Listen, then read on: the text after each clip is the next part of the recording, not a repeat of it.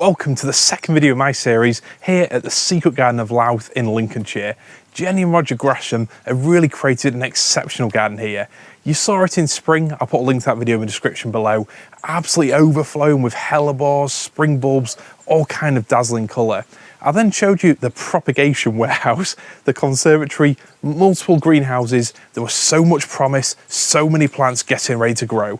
Well, today it's late July and I'm here visiting again. It is a mostly sunny day and I'm going to show you around the garden with Jenny, looking at some of the incredible planting and how a garden has gone from spectacular to completely next level. This garden is a real tropical paradise, an exotic gem here in Lincolnshire, and I'm pretty sure you'll enjoy seeing around. So I hope you enjoy this one. Let's get going.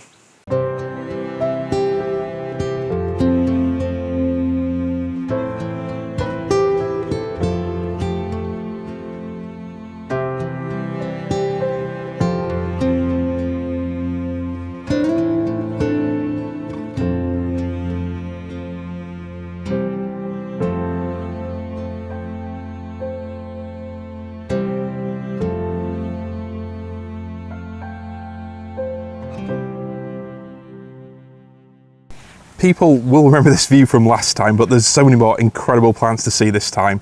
But first off, I think we need to focus on this area around here. There's just so many beautiful plants. Last time we came, there was wood across the floor, wasn't it? It was a real plant factory, but now it really is beautiful. Yeah, it was just a dumping ground of plants, really, wasn't it? It certainly was, but and not a lot of this. I've got to say, I love the sort of mixture of foliage. I mean, what are some of your favourites in this area here? Well, I'm a bit weird because I always like the unusual and spikies, so we grow these each year. The Solanum atripurpureum, and wow. I just love it. But some people say, ooh, you know, don't like that. But each to their own. It's not conventionally beautiful, is it? But it is certainly a talking point. Yeah, but this is me, you know. Oh, yeah. I just love it all. It's very hard to say my favourites. I mean, this has become a stalwart in the garden. I absolutely love this Persicaria. And if any of you can please message George and tell me which name it is, because I can't remember. Yeah, leave a comment below. It's a beautiful lime-coloured leaf, isn't it? And it does stay a lovely bright green. And I've got one in the ground further down the garden, but it never looks as well as this one. It likes the sun, but it also likes plenty of water. And I first saw it growing many years ago at Great Dixter in a display outside the house. Oh, and it just shone out. So I was on a mission to get that, and I did. Yes. And it stays out there all year in that big pot, and it's just so useful. It's such a beautiful sort of foil to a lot of the flowers. You've got Dahlias and they go here, Alströmerias. And it's such a bright green. This is the thing, you know, there's Vivid. so many. Yes. So it's, you know, it sort of lights up as a flower might, in my opinion. And talking about vivid colours, this banana here, this one's a bit of a rarity, isn't it? Cyan ruby. Just look at that. It really is spectacular, isn't it? Yeah, it's got, is that another one coming out there? See the new leaf pushing through. Coming up. Such a bizarre mixture of like a real deep burgundy and then that really sort of vivid, almost like comic book green, isn't it? Same markings underneath. Beautiful. Yeah, it's gorgeous. We had to sleep with that one. We got a couple actually. Yeah, you do literally sleep with it in your bedroom, don't you? Yeah, with those actually, yes. The other year we did have quite a bit of stuff, but yeah, they had to go somewhere. They need plenty of light and they need to be warm too, so they went in front of the bedroom window, and the bed's not far from the window. It's not a big room, and had one of those lights hanging. Oh, a grow light on the go. A grow light above it, and you know, they were really mollycoddled. And we've got one that's a bit bigger, but look, I got to show you our failings as well, because we all have them. We do indeed. This is the other one, which is gradually coming back. But for some reason, Rodger decided it might be a good idea to repot it. It was in a smaller pot. And now he's saying it was an error. Oh dear. We should have left it alone, and you know, or perhaps it wasn't a good time. You know, you do these things with the best of intentions. I think, to be honest, I understand you explaining the issues and things that haven't worked out well, but just standing back a minute and just looking at this beautiful display, there's so many things that have gone right, hasn't there? Oh but I'm just making the point. Even I walk out and I think, how did we get to this? You know. Oh, yes. You know, we're not magic people. We do have to play around and a bit of jiggery pokery to hide the things that haven't gone so well. It's all smoke, mirrors and experience, isn't it, really? Right. And I think one of the reasons why I wanted to start here is it's not just a beautiful view, but to me this could be very practically, if you've got a small area, you could use a lot of the sort of tricks and tips that you've used here to create a lot of interest, foliage, beautiful summer colours. So just propping things up, for instance, it's such a basic thing, but exactly, when you sat down, you've got the flowers right next to you, haven't you? You've got that interesting foliage right at sort of eye level. See, we got so many plants now, that was going to be somewhere to put their tea and cake, right, in the open days. I'll have to come up with something else now. Yeah, I'm sure you will. I'm sure you will. But I mean, back to this display here, I got a lot of the plants that I knew I wanted to go on along this side. And I stood them there and I'm moving them around, and then I come and sit in these seats and look at it and think, that's not right, it's not right, that needs to be taller. So then I traipse off to the bottom of the garden, to the pot store, and so you can find some things are in big pots at the back, but other places, what I've done if not on here, on that side, I get another big pot to the height that I think I'm going to want, and turn it up the other way, and stand my plant on it, and then the next one in front hides that, and you can make it look so much more purposeful, really, if you can. I think a lot of my recent jiggery-pokery, I call it. Oh yeah, that's it. It's all the sort of tips and tricks of the trade, isn't it, behind it all? But to me, it's if you've got a small space, if you don't have areas you can plant in the ground, you can actually create a beautiful stage, almost like a theatre of plants that changes through the summer, and you can highlight plants that look great. And that's it. I think it really is a beautiful concrete display. Here. Oh, this whole area is, isn't it? Yeah. There's inside, which last time was a proper grow house. You put a lot of work in there, but we'll pop into that later on, won't we? Show people some really exciting plants. But just passing around here, I really like this little secret area. What do you call this area here? Well, it's always been called Cosy Corner. Cosy Corner. I love this. There's so many quirky little, additions, isn't there? And just look at all these beautiful plants. It's a, more sort of house planty, I suppose. Here, there's lots of the tender begonias, and there's ferns, and it's just, again, if you've got a little bare courtyard, and that's all you've got, this is tiny. We're probably talking about 2 metres by 3 metres here. But the amount of sort of personality, variety, different, shade loving exotics, and I suppose just beautiful plants really got in here is stunning, isn't it? Look, the house plant from upstairs, look, that came, the monstera. Came down. I thought, where shall I put that? I know, that can go there. So if people haven't seen the earlier video, this is the second video in a series, the first one of which we did in spring, and a lot of these tender plants were living inside, weren't they? Yeah. In the conservatory and various bedrooms throughout the house. Now we're going to see what your garden really looks like with everything out now. You're getting ready for the open days, aren't you? Yeah. They're every Thursday and Sunday in August, and I'll put more information in the description. Definitely check it out. Yeah. But as we head through, I think we need to see that big view as we push past the pond, some of the really stunning exotics. But it really is just amazing just how much there is here, even in the smallest spaces. There's so much detail. You could spend ages, couldn't you, just looking around every section. Absolutely worth a visit. I'm wondering if George is going to be brave enough to go through this little... Well, now you've said it, I'm going to have to give it a go. Just for a change, you always walk the other way. If it's a bit missing out the video, then people know it's gone badly wrong. Wow, this is a proper jungle trek, this, isn't it? Yeah, tiny weeny, tongue-in-cheek jungly area. Oh yeah, no, I love it. And then, as we push through here, I'll hold that palm leaf so it doesn't just swipe you in the face. This is a beautiful koi pond, isn't it? And that water's looking especially clear, so... Oh yeah, last time it looked like murky turquoise, wasn't it? Because we had a problem and got stuff in it, and they think we're going to feed them. Oh no. I was just going to show them off, not tease them, but they do look beautiful there. And I mean, just looking at this view, last time, I know a lot of the sort of structure was here before, but we're just with all the sort of summer additions or your tender plants in pots. I'm just looking around, there's so much on the go here, but everything works. And I suppose obviously initially this was just in a pot, wasn't it, last time? Yeah, it was just dumped on over there, saying, because I intended to put it there, so we took the bottom out of the pot and sunk it down in there, because it's still raised up slightly in there. It's a beautiful bit of structure, and it certainly gives that sort of vibrant, tropical, exotic edge, doesn't it? Yeah, but the thing is, there's the Pseudopanax, obviously Moe's toes is always there. It's recovering from that 2022 winter, but the Pseudopanax next to it, is it Gold Splash or something? Yeah, I think I recognise we've had that for donkey's years, but we always lift that and take it in, because we know if it gets bad, it will kill it. So if you can imagine, when that's gone in and several other things, I'm really pleased to have my palms absolutely still out here through the colder months, you know what I mean? It's just greenery. That one up there's beautiful, isn't it? The long leaves on that one. Don't you recognise it? Is that the same Nova? That's the one you brought us, yeah. It was just Nova. a baby, wasn't it? Yeah, it was a tiny little plant. Was it about 5 years ago? Was it something like that, maybe? Yeah. And look at it now, over my head. It was before you moved house. I know it's long. Before you started doing YouTube. Years. Oh yeah, I've been doing this a few years, but that looks spectacular. That I'm really impressed by that. See up there? Oh yeah. The Solanum laciniatum. What a mouthful. That got left out over winter. There's a great big tub in there, a big tub in there, and we always put one of our Ensetis in there. And it was just a little thing. Yes. It was just a little thing.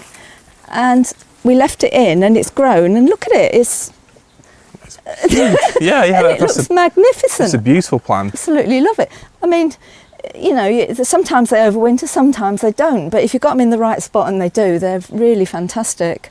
You can't beat just seeing all that sort of fresh new growth, can you? And those really exotic leaves, and obviously the touch of colour of those with little flowers there really completes it, doesn't it? And see, the added bonus with those as well is when they form the fruits, which doesn't take too long, you know, you've got all that seed to start off again, and generally speaking, if you just mash it into the ground, you'll find them it's as simple as that? Yeah, Wow. They don't need a load of pampering. It's a cheap way of having some fantastic plants, isn't it? And you haven't even got to mess around with the propagator for the seed, or just mash them into a tray of compost and leave them somewhere, mark what it is. You know, even if you mash them in the ground, perhaps put a ticket where you've done it, so that when they start to grow, you don't pull them out as weeds, which I used to do for years until I learned better. No, it's as simple as that. And I mean, looking down here, there's obviously plants people know. We've got Verbena bonariensis there, there's Salvia amistad. Courtleya is a ginger, isn't it? And this is a plant which doesn't really get talked about a lot, but I think it's a lovely little ginger, really. It is. A little bit more subtle than the larger Hedychiums, but to me, it flowers a bit earlier, and it's just really beautiful, isn't it? Yeah, but a lovely garden it's not plant. as big as the others, but you need your smaller things for balance, for your big things. You know, balance is the key, isn't it? Yeah. Definitely something I'm picking up on my recent garden tours. When a garden looks right and you can't quite put your finger on why, it's usually that sense of balance, isn't it? In terms of colour, structure, the size, the shape of the leaf, and all different stuff. And not just having every plant as being a huge in your face tall thing, which I know I'm very eager to do whenever I can. You're talking about yourself again. Yeah, exactly. Yeah, you've got it. And so looking down here, we've got another display. I mean, there isn't a square foot of this garden that doesn't have so much beauty and elegance packed in. Oh, this is obviously the succulents, isn't it? That I think you just brought them out last time we came, haven't we? Yeah, we had. We just brought them out and dumped them further back where they were sheltered. And it's because it was quite early on. I've sort of reduced somewhat this year. Some of them maybe have gone to a certain Mark Goodlad, haven't they? Who will be visiting very soon for another video. All my agaves and spices, except for that one, which. Is that strict to that one? Do you know what? I thought it began with a G. I can't remember. I got it as a little plant years ago. I just saw it and I thought, I think I was on holiday at the time, but I still ordered it when I saw it. This plant over here with beautiful sort of glaucous grey-green leaves. Is this a Thalia deobata? Thalia deobata, yeah. That's fantastic, that. And I've tried with them before. They only came as small plants. And I've never got the right place or, not got it right, but I think this year we succeeded. I've got a feeling we bought this as a decent sized plant from Sean at Sunk Island. So I thought, well, that gives me a head start because it's a decent sized plant. Certainly. And putting it in here, it's like a bucket in these things and a container that will hold water. So it's slightly boggy. So there's holes in that, the depth of the thing that's probably up here. So it will always stay damp. So lots of sun and damp ground, I think. Absolutely thrives. Seems to be the key for this one. That looks fantastic. To me, it's got that sort of bird of paradise look, hasn't it? But obviously, it's a lot tougher in a plant that can survive here in the UK. And I've got to say, if you enjoy plants like this, and obviously the mention of Sunk Island there, I have done a video looking around Sunk Island with Mark. I'll put a link to that below. And you can also see this plant growing in Shane Bilson's garden, the last garden I visited. Looks fantastic in water. It looks equally splendid, I think, here, raised up and I haven't given got pride of place. anywhere water to put it in. No, Roger wouldn't be happy in there, would he? No, he doesn't have plants in there. No. And because my other little bit is it's in the shade even still, isn't it? The tiny pond at the back of the sunken garden. So, so it's all I think it looks lovely, and the way you've sort of picked up that sort of glaucous silvery sort of tone with the Astelia, which obviously a very handy plant for exotic gardens because it looks like your sort of phormiums, but it's helpful for shady spots as well as sunny spots. It doesn't mind a bit of shade. No, I've had this one over you've got here. One in here. Yeah, that's looking really well. I always kept one in a pot to put in a shelter spot through winter, but I suppose this is quite sheltered here under the waggies and the big cordyline. That's been fine. Even that December 22, look, it's fine. It's untouched, isn't it? It looks beautiful. Fabulous, and so it doesn't mind a bit of shade, that one. So I think in my previous videos where pan-global plants, Nick Mason talked about repeating forms through the garden. That one's a really handy plant to carry on the sort of cordyline formula theme into the shadier areas, isn't it? It is, yeah, and definitely. Before we head further up the garden and see what for me is the real view, isn't it, through there, let's just have a look at this banana, because this is a bit of a double-edged sword, isn't it, this one? Oh, yeah, I was gutted. Yes. I was gutted. No. I thought, well, look for the positives in these things, it'll be a point of interest when visitors come. So you've wrapped this beauty up all winter to get the most height possible, to get a beautiful sort of flurry of leaves for your summer open days, and instead it's flowered. Yes. And for people who don't know, Musas, they are essentially, each stem or shoot of stem is monocarpic, so once it flowers, that's it. No more leaves, and that stem's essentially gone, isn't it? So. Yes. This is what you get in the meantime, though, and really, I would say, perfectly timed for your open days, isn't it? Yeah, people get to see something they don't see every day. Keep getting longer and longer, as the minute little bananas around the form, and they're never going to grow, but yeah, it's interesting. Oh, it certainly is something. And thanks, these, special. I must admit, even in the last couple of weeks, these other stems are putting on some growth. But to start with, I thought, you've this lost can't some be of your happening, precious height. these were still only down here, and I thought, that big ugly stem stood there and nothing good on the top of it, but there you go. I think it's spectacular, and I know from a lot of my real exotic plant fans, this alone is a reason to come visit your garden, but it's not just about that banana, it's not just about the little displays. Let's head around even more and see. Look, a lot of the cannas are flowering up all of a sudden now, so by next week we're going to have some lovely colour in there as well, and a ginger flower in there, which I'm quite pleased about. I think it really is testament to your sort of care and dedication. Everything flowers quite early here, doesn't it? Well, I don't know what's going on. Take the credit, Jenny. Yeah, I don't know what's going on this year, but I mean, a lot of stuff was repotted, because these are all in pots. There's a lot of gravel under here, permanent things in, but then it's all filled up for summer.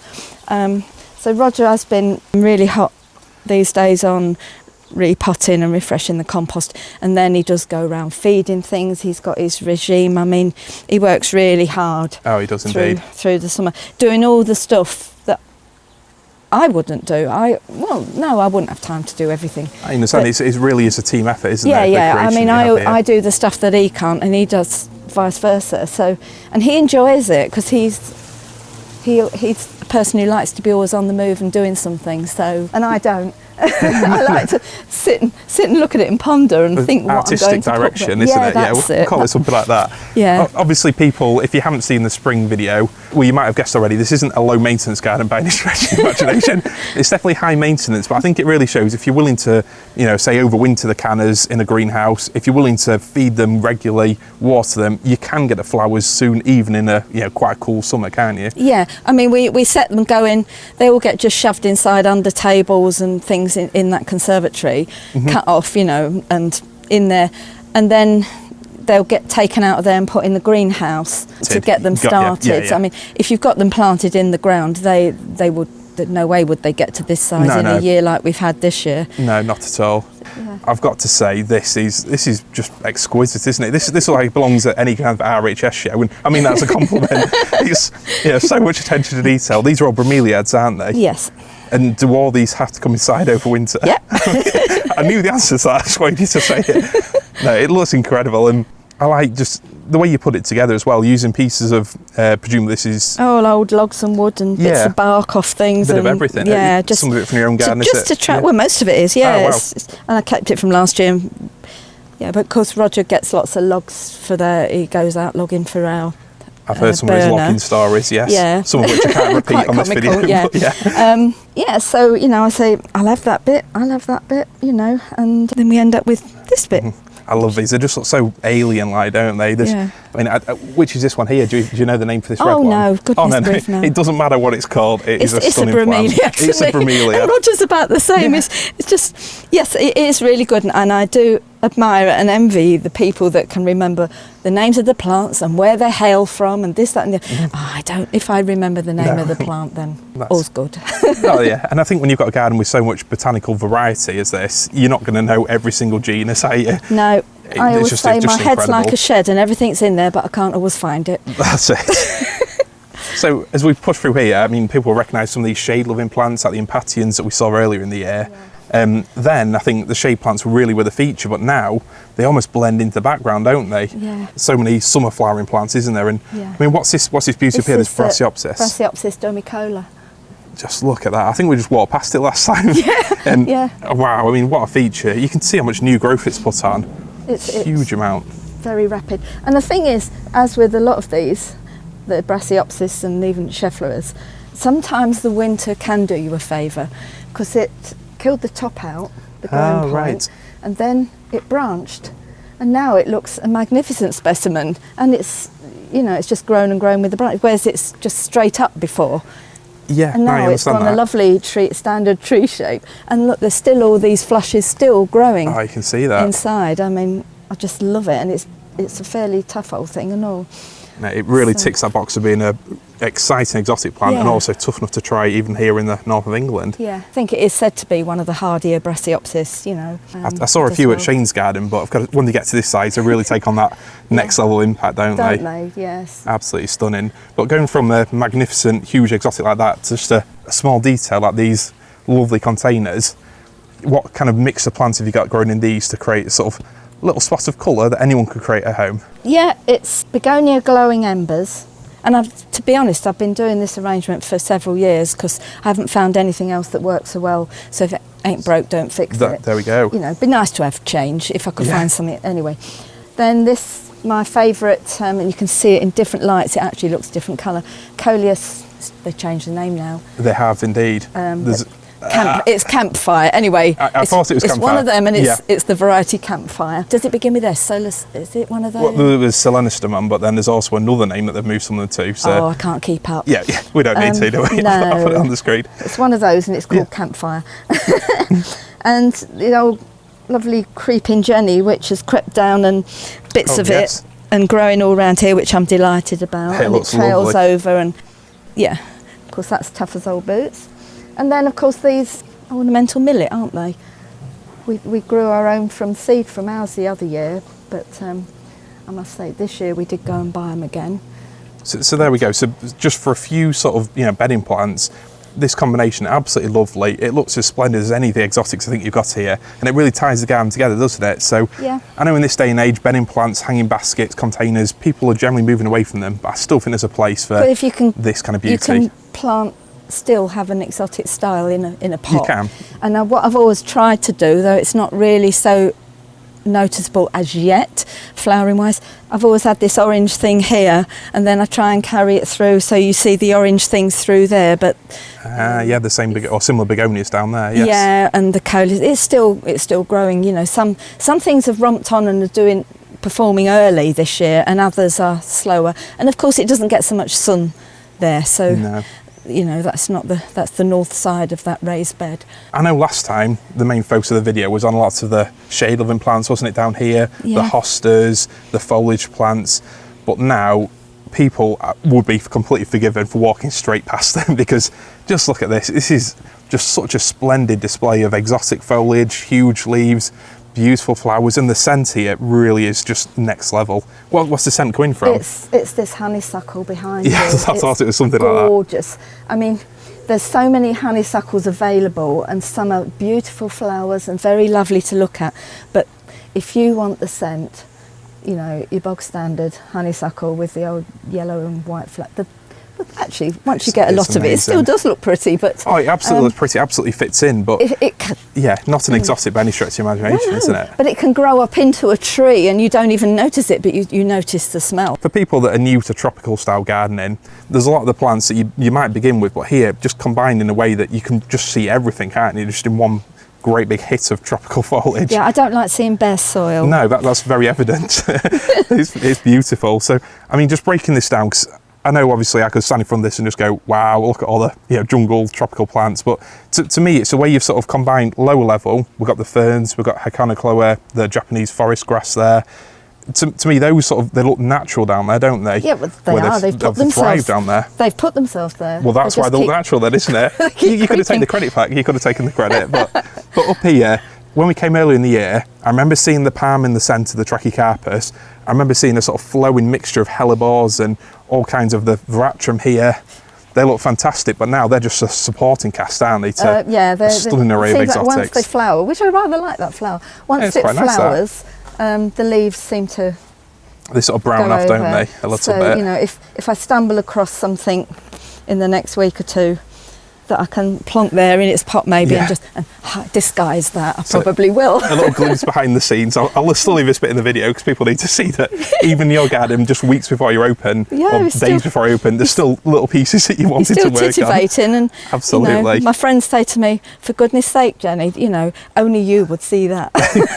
I certainly didn't notice it, but I just love the mixture. I mean, when you're just hit by something like this, just wow is really the only word, but when you sort of break it down and think, that's a tender plant which presumably lives inside, is it? Yes. That one there. We've got the Enseti ventricosa morellii, which again has to be kept indoors. Yeah. We then got plants like the Trachycarpus that stay outside all year.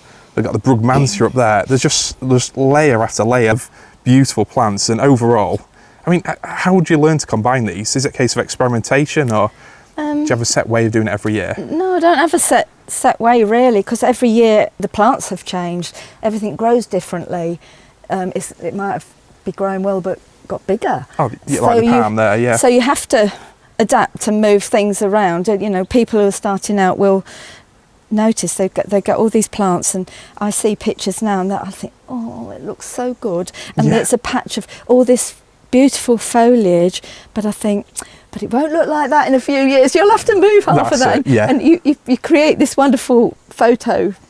This picture, this set, when it works, but then they mature, and then you have to separate them then, and it's a different thing altogether.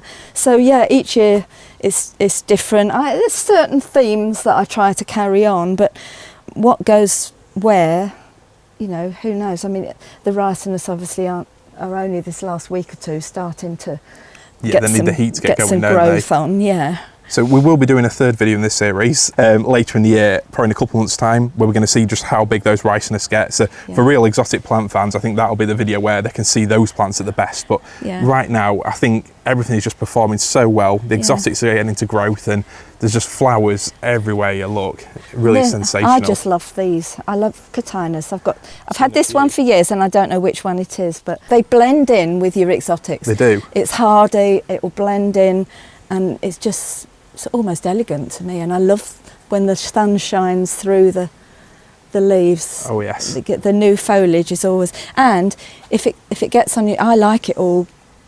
So you've got to push past things, but if you have to cut it off, it really quickly grows some more back. Yeah. The Cotinus grace we have down there further, you'll see. Here we've got, I mean, there's just such a variety of plants, I don't even know where to start, but the towering lilies obviously bring the scent and that beautiful colour. We've got hydrangea, is that the Aspera Bellevue? Aspera Bellevue, yeah. That's one I've got. Going right up there. I've got a bit of I'm in a quandary what to do with this tree. It will stay, I don't mean get rid of it, but it looks so fantastic earlier in the year, a mass of white, beautiful, big white tissue paper-like abutilon flowers on it. It's hardy as anything, the white one and the blue one is, but to me it looks a right old mess this time of year. I like it, even though you can see the old flowers and the sort of yellowing leaves. I think it looks fantastic up there. It does grow fast, so should I just prune it back this time of year to open up the view so you can see the other things that's supposed to shine this time of year? Do you know what I mean? So I like it. I think it looks fantastic, and again, it's that sort of layering, isn't it? It's me. I should know when to stop. I clearly don't, and I think it absolutely has paid off as we go around the garden. But I just love the way you got the abutilon up there, sort of real canopy, the Schefflera macrophylla or macrophylla there in the middle. Then we've got the massive leaves of that hydrangea, beautiful flowers, and then below it we've got the sort of forest floor of hostas, ferns, ligularias. It really is just, there's so many plants here. If you went into a garden centre, these wouldn't all be together, would they? They'd be dotted around the place, but combined like this, it just looks beautiful. Another fantastic Schefflera over here, isn't there? Yes. That one is Delavayi, isn't it? Yeah. We saw that at Shane's garden. It's doing, beautiful. Doing really well. There's a little stem. Oh, there's the main ones. I can't find them myself. So move this out the way. The small anthus. Is this Smolanthus maculatum, is it? A leopard plant or something like that? Yeah. And it's, look at it, right up there. It's stunner, gorgeous, isn't it? Yeah. Does that come inside? No. It stays outside? The one in the pot will come inside. Yes. Our backup plants, and we put that round there. But we'll just display it somewhere else. But this one, as an experiment, we left it in the ground, and it has come back from the ground. The beautiful, fresh, new dappled growth. Rockets up. And of course, I love the leaves on the fig, the ice crystal tree. Oh yes, I do like a nice fig like that. I probably should have planted it a bit more, because it's going like that to reach for the light. Looks fine at the minute, but one day it will be a big tree. Absolutely. But by then I won't be doing a lot. I'll just walking around looking at it, It'll look fantastic even then, I'm sure. This is obviously a bit of a new addition, isn't it? This that one here. That replaced the one that just was not going to thrive. And this one, it's unbelievable. It's Look, stunner, it's still isn't it? throwing them out. And I think that came from you. You brought me some small ones once. Yeah, I did actually. I think that's one of those. Oh, I should have kept hold of this one. There we go. I think it's really testament to your care and love that everything that I've given you has grown so spectacularly well. It looks amazing. So what's that one called, George? Well, don't know its name. It's called George. There we go. Tree fern George. Lovely miscanthus there. Just a staple exotic grass, isn't it? That. Yeah. You can't not have it in the garden where you want height and structure. And I mean, just where'd you start with? I know, you used to be able to walk through that. Oh, this is Bill, by the way. Oh yeah, I haven't met Bill. There we go. He looks a bit grumpy, doesn't he? But he's got a beautiful spot in the garden. Our son Stuart made that for me. He knew I always wanted one, so he made that a few years ago. So did he make it with a sort of hypertooth stuff, where it's on the top? Yeah, concrete mixed with. He carved it all out of polystyrene blocks that he glued together, cover it with the wire netting, and then it's fantastic, isn't it? Yeah. No, so he's treasured. Stunning. He goes in the shed every year. Oh yeah. Not as heavy as he looks, of course. No, that's fantastic. Persicaria's over there. Obviously the beautiful sun just shining through the trees, but this walkway here, as we head through here, there's something at the end of this walkway that I know people will be absolutely amazed by as we push past the Mylianthus major there. Xanthodicia, is this one Hercules, this one? Yeah. It's already getting some size, that, but you can't talk about size without referring to this beastie here. When we were last here, this Paulownia was just tiny, wasn't it? It was just a couple little buds. Just the little buds, wasn't it? Because I said, oh, there's another one I don't want, and you just rub off the buds you don't want to grow. And I just chose two that I thought, they'll be okay. See what direction they're going. So in just a few months, those little buds have grown and put on all this height. It's always quite nerve-wracking when you chop the top off the plant. And I mean, some people would do it lower to the ground, which is great, but I like it from there. I still wanted to be able to plant underneath it and around and get some light coming through here to other things. I suppose I could cut it off there, let two grow, and I like it where you put it. You're sort of starting off at, say, 4 foot tall, aren't you? So you've already got that head start, and when it really gets growing like this now, that's just mind-blowing, isn't it? If you're not into your plants and you see this, you're going to remember it, aren't you? Jack and the Beanstalk. Absolutely, absolutely.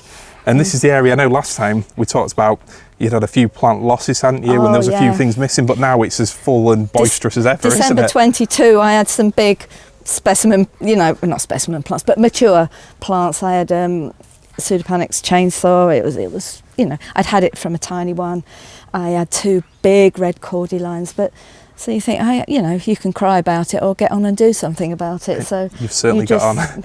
You just, we're fortunate enough because we've been doing it such a lot of years that we've got lots of plants that are the tender ones that have matured, so we can wheel them out and put them in the back and create hives. And of course in the next few weeks these are going to come up and bob. So this bed looks probably different every year. That's part of the magic though, isn't it? Yeah. And I've got to say, Tigridia. Yeah, I was going to mention those. Which variety are they? Tigridia. I don't know, just Tigridias, aren't they? Little bulbs. Tigridia? I don't know if it was a certain sort. The beautiful pink. You can get pink, red, white. I love the sort of detail in the flowers. Gorgeous. They're just exquisite. They only things, aren't last a day, really, but yeah, they're gorgeous. Oh, well, and what a these have treat been in for today. years. You know, if you put these bulbs in, they should, you know, overwinter. Oh, this is another one. Look, this is just. Look at that. That's how they start out until the flower opens. So they look like any sort of gladioli, iris even, but then once they flower, Yeah. they look as exotic as any other flowers in the garden, don't they? Yeah, and you can stick the stunning. bulbs well down in there, and you know, especially if you're in a sheltered spot. I mean, if your ground freezes rock solid. That said, I mean, look at December 22, but they're still here. Yeah, So, they've still come and this back. is the bed where I lost a lot of mature things. So, but they're underground, so they were okay. That's fantastic. And there is one thing that I have walked by, which is this magnificent structure here. Obviously, you open for the NGS, so you want people. Well, there's loads of different seating areas, isn't there, through the garden? Yeah. I love this. This is my jungle hut. The jungle hut. Meet Zena. Xena over there. Xena's watching over everyone there. I love the sort of aesthetic you've created here, and it must just be such a fantastic place when you're looking out with this special view in front of you. Where do you tend to sit when you come out at night? That's a loaded question, because I know you probably don't sit anywhere, do you? No, I'm usually doing something. Yeah. But yeah, if I get a drink, well, it varies. It's probably where I've not got the sun in my face, because That's quite don't important. Like that, but I like those days when it's warm in the shade, which we're getting a bit more of that now. We're starting to, aren't we? Yeah. Got some real sunny weather on the way. It varies. No, it is just, you can tell how many years you've gardened here, because it takes a lot of time to realise the combinations, doesn't it? And to get an area looking how you want it. And Yeah. I can really see that running through the garden. It takes time, it takes years to learn how a plant potentially would grow. Do you know what I mean? Absolutely. And yeah, this is what I mean, why it's an evolving, ever-changing thing. What you plant in the beginning, in a few years down the line, trust me, it won't look like that. No. You're going to have to move them to other areas of the garden, and you have to think about the sun, the shade, what wants what. And if I plant, I could plant, because Roger shakes his head at me because he doesn't get it always, you know. I just walk around, look, he said, you're going to do something? I'll just walk around looking at it. I said, my brain is going 50 to the dozen, you know, thinking about how we can do this, you know. This is another courtlia that's creek something or other. Creek Canary, is it this one? Could be. It looks fantastic with the riceness there, doesn't it? Just carrying that sort of real vivid purple scarlet colour good around. weeds there as well, look. Oh yeah, that's the one remaining weed in the garden. Only the best. This time of year they can stay until they show their face, and then they're gone. They're gone. And I think as we descend into here, this is another great sort of practical take-home bit for people. Just beyond all the sort of complete absurdity of the tropical look everywhere else, I love how this area feels here. You know, we're just coming from bright sun, really vivid flowers, and it just feels so much cooler in here, doesn't it? Mm-hmm. It's fantastic. New wood chip on the floor as well, I see. Yes, we shoved, and we didn't waste the light. We had to. It was quite deep, the last lot, and it lasted good. Well, when did we put it in? Just at the start of COVID. That was it. It was like the last delivery before everything closed down. So it's lasted well. And we shoveled it all out into bags, and then I went along and tipped it all on the ground as a mulch. As a mulch. So, you know, it's serving another purpose now. I find it fascinating. When I came back last time, you almost thought, how can you fit any more plants in here? But the features that we looked out on, such as this pond down here, are now just something where you'd only notice it if you study it for a few minutes. Yeah, you wouldn't notice that. They just sort of subtly blend in. Yeah. Got other additions like a little monkey up there, haven't we? Yeah. And a snake that we'll see very soon. Yeah, if Roger's put the snake out, yeah. Yes, we've got some snakes in the jungle hut and all in a basket. And, the children, we do this because we get families come and visit. And it's like, can you find Colin the crocodile? Or, yeah, that's it. These I'm nursing back to health, look. My Brassaiopsis bud in the area, when it came out and got put into the polytunnel on the patio early in the year, somehow or other I think it got dried out, you know. It's just it happens. Oh, it does when you've got a million plants. Yeah, and I thought no, because the top, it was just starting to flush and then it all dried up. Oh no. But it'll come back, won't it? It'll bounce back magnificently, I'm sure. And I had a similar, well, not a water problem, but this for years never looked anything, and I think, when is it going to flush and do something? And now it is, look. Oh, yeah, and look at the colour in those new leaves. This is a Schefflera trapezoides. Ooh, I haven't got that one, but it's a beauty, isn't it? So the reason I put them down in here was purely because then they're growing, the flushes are growing upwards to the light. Yeah. Some places you put them, they grow at an angle then. So, They can do, yeah. so I was trying to keep them growing upwards. This is an area, earlier in the year, I know we spoke about the challenges in this area and as well as the area up there, of basically covering the soil in spring. Whereas now there is literally no soil, is there? I know it was like a collection of hellebores and tulips down here, wasn't it? Which looked beautiful, but now it's just a completely different beauty. Yeah. With Rodgersias, Fatsias, and Seti there. Do you try to create a colour theme in each area? Is that something you do? To a degree, yeah. I do like clashing colours, but this is more pinks and more subtle.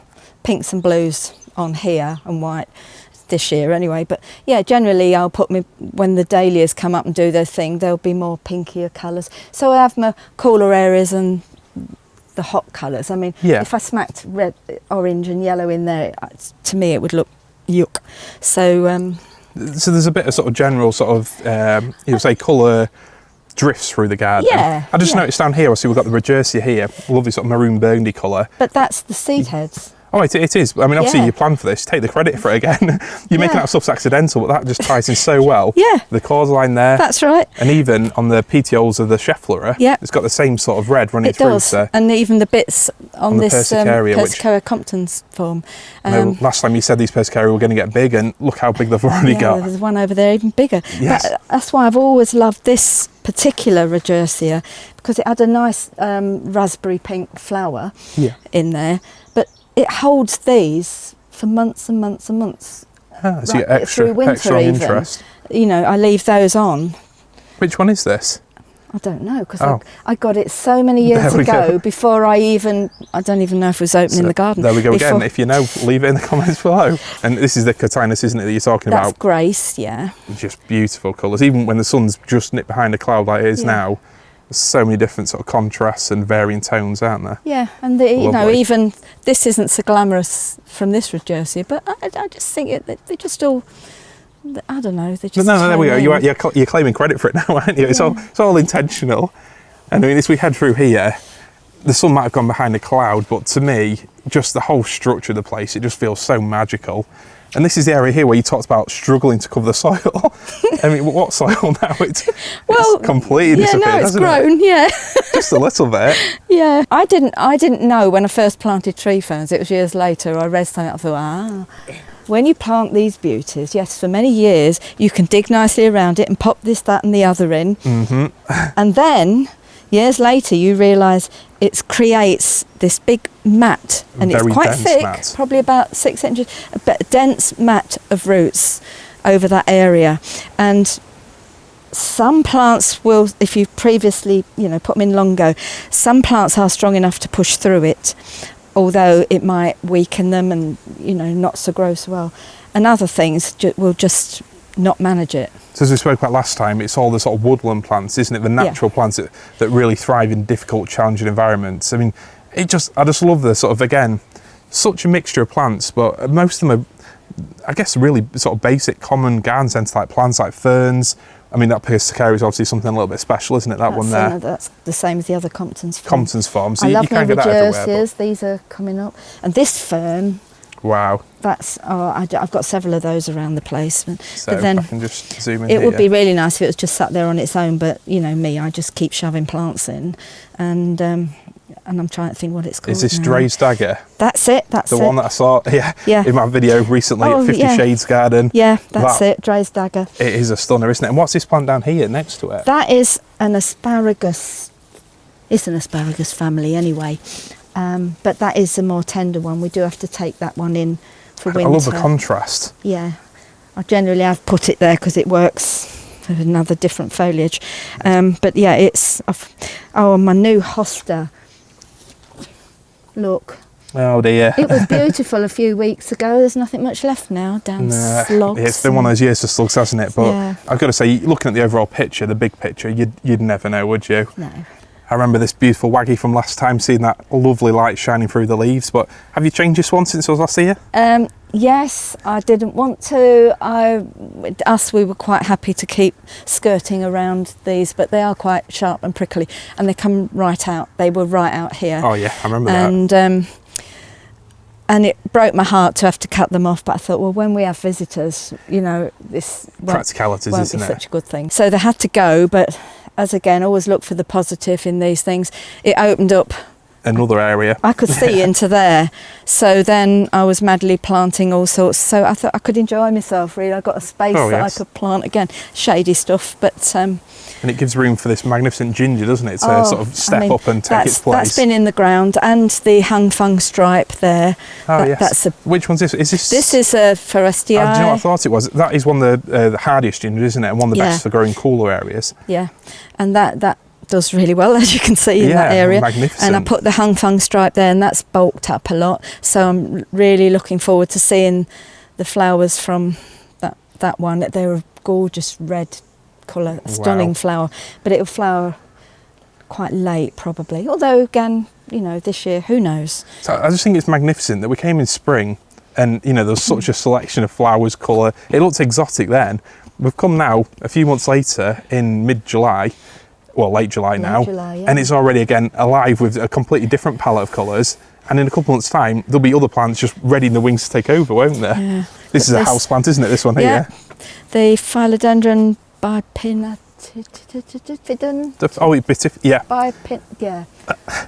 This is philodendron, isn't it? I know the one you mean. We'll put it on the screen. Yeah, it is a magnificent plant. You can tell that we've had it many years, and it was really solid thing. And then the other went year before last must be 22 December again. That was in the conservatory where it usually was, and it just got too cold. The cold, what bit of sunlight heat in the conservatory didn't reach certain places. We even lost a couple of insects, and I could have cried when this went. Yeah. And then last year I said, no, look, it started to shoot out the bottom. So this year, and it's even opened its newest leaf for me, look. Isn't that kind? No, splendid. And I mean, I used to put it over there somewhere, and the leaves were half as long again, a mature leaf on it. So, but I thought this seemed like a good place to put it, because I could stand it on this patch of ground where Bruce has it's completely taken over with his roots. So magnificent, and from a plant which is definitely clinging on to life to one which I don't think you'd be able to kill if you wanted. This Petasites, I know we came to it last time and you said it's going to get big and you don't care how much it spreads, but it's definitely got big. Just if I stand back, you stand next to that leaf, you can probably get an idea there. I mean, just look at that. The biggest one, look. That is ridiculous.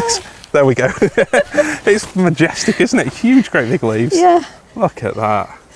Ridiculous. And this is, well, as tough as anything, isn't it? Yeah. You really struggle to take it out.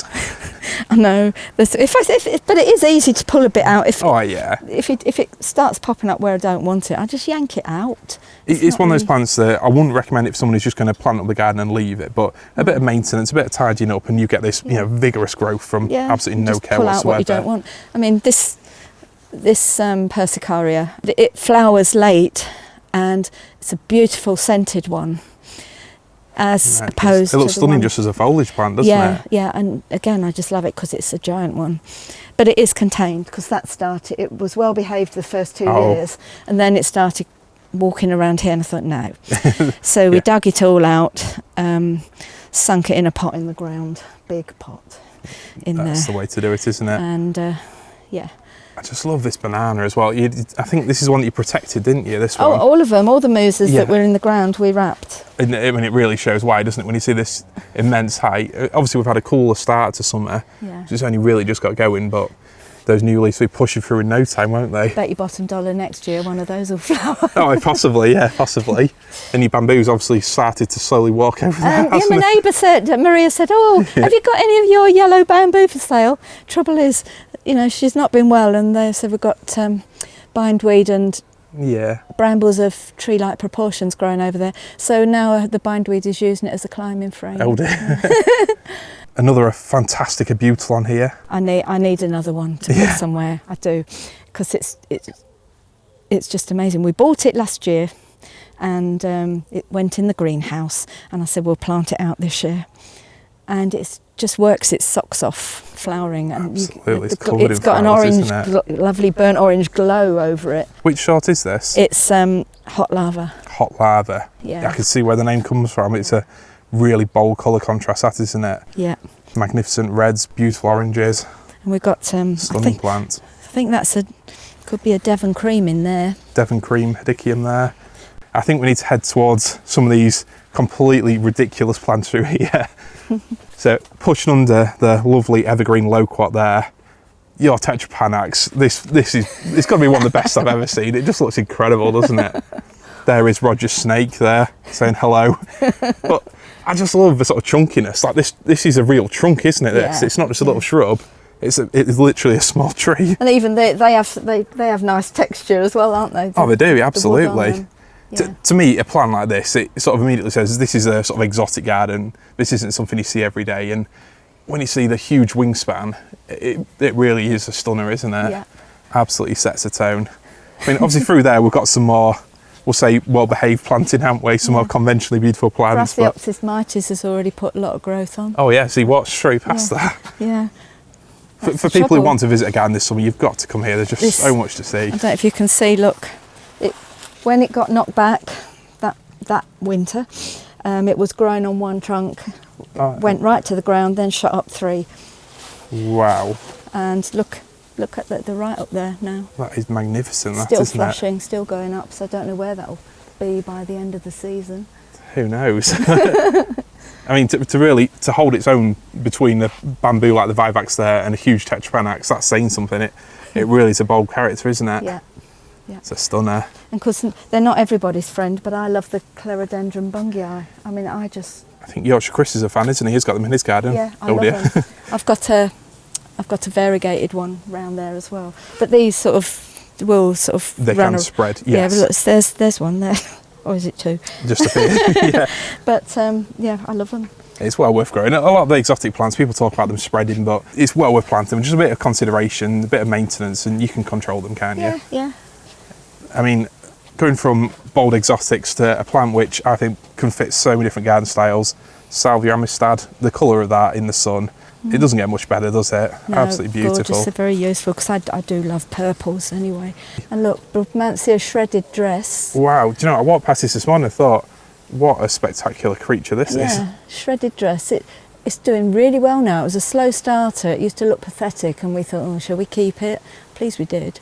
Just look at the new flowers opening up, aren't they the most bizarre things? It's a weird one, isn't it? There's lots more buds to come as well, so quite happy with that this year. So in a couple of weeks that'll be a spectacle, won't it? Yeah. Where do we go next? Do you want to go down this way, or should we see the main border? Go where you like. I think we'll head down this main border because... Yeah, and we can creep around here on the way back. Oh, so look, look at this, look, there's another little Clerodendron there. Oh, it's starting to pop up, isn't it? Yeah. Another huge banana there. But I mean, to me, this border here, if you're just into plants of any style, there's something that you'll appreciate here. It's such a beautiful mixture of plants that people know, like the Dahlia. Is that Bishop's Children, that one there? Or one of the Bishop's ones? Landaf, that one there. And then we've got the big grasses, we've got palms, we've got the ricinus, cannas, crocosmia. It really is just an absolute sea of, so many beautiful and colourful plants. I love the combinations. I don't know where you start with a board like this. Look, and the tree in there. Oh, the Colocasia. It doesn't look so big now with all this other stuff, No, it doesn't, absolutely. No. This is it. It puts on a lot of growth each year, so next year, as I say, everything's changing constantly in the garden as these plants mature, because that is a tree. Not just a bush. And that's why I wanted to sort of come to your garden. Yeah, I'm really grateful for the opportunity to see it through the seasons, because if we come in spring, a plant like that is a specimen plant, isn't it? When it's stood up amongst the other plants there, but now it just fits in seamlessly. When we come back later in the year, it'll grow up a bit even more, won't it? Yeah, next year. And then it changes all every year. Yeah, it will tower above this again next year probably. Absolutely. Lovely grass over here. Which one's this? Cabaret, I think. Miscanthus cabaret. I reckon that's what we... So if you want something a little bit different to the sort of standard giganteus, then that is a lovely choice, and it pairs really well with Rubus lineatus, doesn't it? Yeah. Fantastic leaves on that. Just look at that beautiful crinkled texture. And hiding down there, we've got Cleopatra and Painter's Palette. There we go. So if you want a couple of variegated plants, Cleopatra, one of the absolute best Cannas, isn't it? Yeah. And then Painter's Palette. I'll be quite honest with you, that's not one that grabs me. It's a little bit a little bit Marmite, and I won't be unpleasant about it, but to me it doesn't quite have the same classiness as something that's just a sort of beige mixed with a, you know, I think it's really this pink. That pink is like... You don't like it? No, not at all. I've got the plain variegated one for up there somewhere, buried. There's a fine line between sort of varied interest. It wouldn't do if we all liked exactly the same things. Exactly that. But I mean, just looking back, I'm probably focusing too much on the details and not on the big picture, because we're at the end of July. We've still got a couple more months of really good growing time left, haven't we, for these exotics? But just look how big it all looks. Huge, isn't it? There's so much sort of volume, isn't there? And to me, that's what makes a tropical or exotic garden. And we still got all these little, and I look little, and they seed around, and the bees and everything love them. So don't let anybody say that, you know, if you have a tropical garden or exotic garden, you haven't got stuff for insects. Oh, that's very true. Is it allium? Is it a Sparocephalon? Yeah. Something like that? Yeah, I've actually just put some in this over year. There. This, they love it. So I like the colour, so I just let it grow. If it works, grow it in your garden. And that's definitely been the theme of some of the gardens I've visited recently. There's so many garden plants that you can grow for insects, for colour, hardy, beautiful plants through the year that mix so well with the exotics. Just look at that Brugmansia. That is fantastic, isn't it? Yeah. So this is one that was overwintered in the bedroom, isn't it, upstairs? Yeah. we saw a collection of these woody stems up there. There was about 19, 20 of them all in a room upstairs, weren't there? Well, bare stems really, weren't they? And now look at it. That really is just such a magnificent sort of spectacle, isn't it? From a bare stick to that. That really is a treat. Yeah, I mean, a month ago, I was getting worried about this. I was looking at the stem and I'm thinking, is it going to green up? Oh, it's going to have to come out. Oh. But no, it's performing now. It really is. I love it. And there is something up here that, obviously there's beautiful planting over there. There's just so much to see. But you sell plants in your open days, don't you? We do, yes. And Roger's not here at the minute, but some of his babies in here with some absolutely stunning plants. So if you are planning to come across, if you're a real exotic plant fan, I would definitely recommend going to your Facebook page and getting in touch to come early rather than later.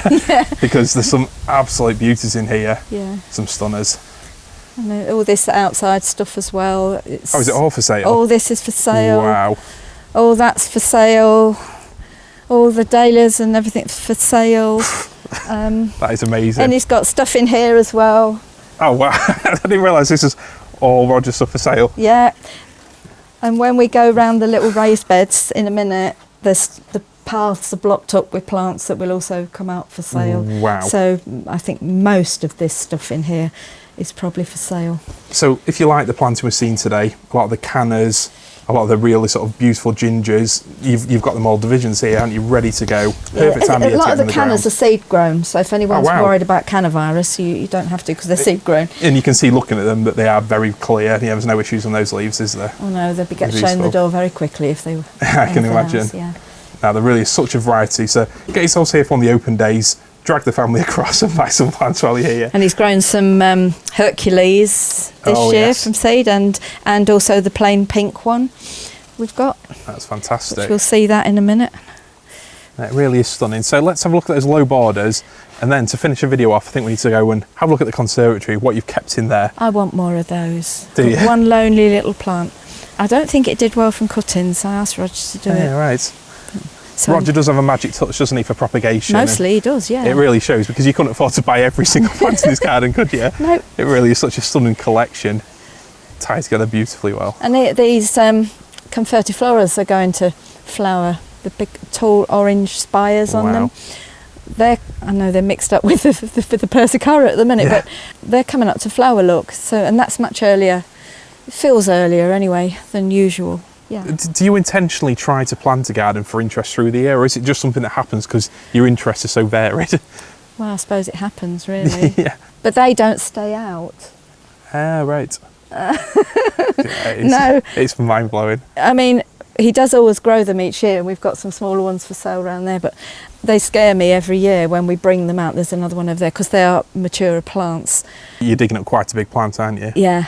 When they come out, they look pretty horrible, to be honest, bare, because you have to, I pruned them back more this year. I said, I can't stand seeing all them bare woody legs, but then suddenly, a couple of months later, all this has grown and covers it in, but... just looks splendid. You'd never know now, would you? You'd never know. No. I just love this sort of, like Cocosmia, everyone knows and probably grows Cocosmia. We've got Arundium over there, haven't we? We've got Melianthus major, but then is that a poplar there? Yeah, it's a little tree, but it's one, I saw it on a TV thing once, and I'm not even 100% certain that it is the same one, but it looked really nice. And so I should just keep sort of pollarding or coppicing it. And so I just get because I like the colour of the leaves. Oh, with that sun behind them there, they're just exquisite, aren't they?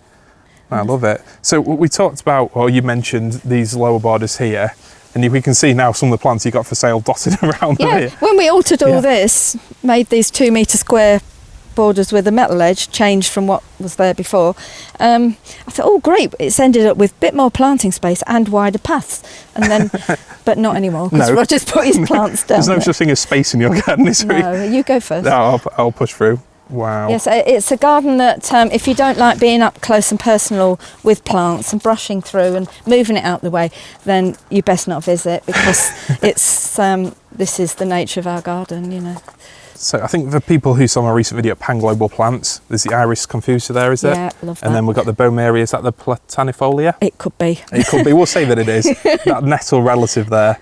And this shows, I mean, in sort of context, a lot of the time, it's not the plants that instantly grab you and go, wow. It's not just a Trachyapis that you've seen at your local B&M or garden centre or whatever. Or it's the the weed plants that in the grows middle. in it, look. There we go. There we go. That's just another one weed that's left in your garden. They try to trick me, look. Try to hitch a ride up there, but it's not getting them away, is it? It doesn't show now, but this was quite a lot of new planting in here, because it's a sunny spot, but it ends up being a shadier area. Do you know what I mean? Just because of the sort of massive foliage in front of it. And of course the tree is that's getting quite big now. The liquid amber. Oh yes. I've got plans for here. Oh, you got plans? Yeah, we see that greenhouse is going. Oh right, okay. So, dare I say? You're gonna have to say it now. We want rid. But it can't be until September. So if somebody wants a 12x8 greenhouse that they're happy to come and dismantle and take away, there we go. There you go. It's a quite good sized greenhouse, because we've a new one coming that's a longer one and going the other way around. And then I'm fed up with this. This was a good idea at the time and does a job. Willow hedge, is it? Yeah, just to screen that off. But it gets this. Sort of brown, sort of twisting rust. Mildew, is it? Like rust, yeah. It gets it every year, maybe because it gets too dry, it wouldn't surprise me. And you have to keep cutting it back, and anyway. So I haven't told Roger yet. Oh dear. So I'm thinking, I want the willow gone, I'm going to come up with something else there. There we go. So just when Roger's about to put his feet up for autumn. No. It's going to be a big job emptying all the compost bins around there, and so we can get rid of this greenhouse and get the other one in and what have you. There's always work, isn't there? There's always definitely. Work. But he likes being busy. So you keep saying, it's always you saying that. No, I love it. Even in an area which is quite new and experimental, there's just such a sort of dazzling array of plants. And for me, some of these areas here, it's sort of almost verges on sort of cottage style planting, doesn't it? It's very mixed. But I think it works quite nicely, really. I did want to get more exotics down here, but it's a different atmosphere to that garden, to the other garden. I get that, So it's quite nice to go from one thing, it's like something completely different. So hopefully visitors find there's something for everybody, really. I'm a little bit concerned about this. The Aralias. This Aralia here. This ticks your boxes for being a weird character, doesn't it, this one? Yeah, I really should have planted it further back, but I didn't. No. And now, look at the spikes, and it's lethal. Well, I mean, I'm quite happy to breeze around it, but my friend came in saying it caught on her cardigan. I thought, oops. Oh dear, another victim. She was all right. She was all right about She's it. She's still down there somewhere in there. Some of my visitors might not be so. No. So I think I'm going to have to cut that bit off. Oh no. Oh yes. And if they're taller like you, then that one would have to go as well, wouldn't it? Nah, it's fine. People can push through. I put a dangly sign on it saying "Beware," didn't I? I love it how you can have sort of gentle plants You know, it's sort of Angelica, the Eryngium, well, say gentle. No, it's still I'll tell you what, that was Melasolinum decipiens. And this is the first year it's flowered. And I grow it because I love the stems and the foliage, but it doesn't look so, well, can I find it now? Sort of disappeared, hasn't it? It has. No, it don't. Well, can you see sorry. it? Oh, look. Hold on. Yeah. That's two less for Roger to find tonight. It'll die now, it's flowered. But I've left them on. I've pruned some bits out because they were just going all over the place. But I want the seed, you see. I've got another one. There's one in there that hasn't flowered yet. I remember seeing it at Simon Maybury's garden. I've done a video there. Gorgeous plant. Tiny Leeds jungle garden. Yeah, gorgeous plant. Fantastic. Sorry for comparing it to a standard Angelica, but that's all it's right. got a sort of overall look to it, the umbellifers, hasn't it? Yeah, umbellifers. They're all umbellifers, aren't they? So it's fine. And then rising up in the middle here, we've got another Aralia, haven't we? A bit more of a safe distance, that one, isn't it? Well, yeah. It's fantastic. I suppose that one's getting quite tall now, isn't it? Yeah. Oh, I hate At least if you remove that leaf, it gives you another opportunity to put a plant in, doesn't it? Oh, fantastic. I think we need to head inside now and just show people what you've actually done. Last time we visited this space, it was absolutely packed full of propagation material and overwintering tender plants, but we'll see what it's like now. So heading back through, I mean, one point you've just made about how different it all looks when we're heading back in the opposite direction. Everything takes on a completely different atmosphere and you've got different views like that opening up, haven't you, in front of you? Yeah. And I mean, there's so many plants, we couldn't possibly talk about every plant in this video, but Schefflera up there towering away. There's quite a few Aralias around. Oh, you're a big fan of the Aralias, aren't you? Yeah. And the lovely ferns, but I think as we head inside, you get to really see all this from a different angle, don't you? So I can see what you're going for with that banana, and it really is a shame that it's not a beautiful display of leaves, but I think that flower still gives the overall garden a bit of cool interest, doesn't it? I love them. So the reason why I wanted to come in here is just show people how much work goes on behind the scenes. So last time we came, there was bedrooms full of plants. I could hardly push through the tables here. It was just a sea of begonias and plants growing from seed, wasn't it? It's everything. And now you've pretty much finished dressing it up for your open days, haven't you? There's a bit more to go. But yeah, just got to hoover up really. Don't look down. No, don't look down. And there's some, I mean, lovely climbers here. What is this thing? I don't even know what this is. I won't know where to start. The tomato tree. Is it really? Yeah, Tamarillo. Is it Tamarillo? Yeah, Tamarillo. Wow, that is a cool thing. And then some beautiful vines over there, isn't there? Solanum betaceum, that's the word for this one. I'm glad you said that. It's supposed to be the red one. So we're waiting. For the fruit. We kept it inside so that hopefully the fruit will ripen, but of course there's going to be a lot more fruits because look at all the flowers. I mean, if you grow these from seed as young plants, they are fabulous. The foliage is gorgeous because I used to do that, but I don't need so many now. No, I wonder why not. No, it really is stunning.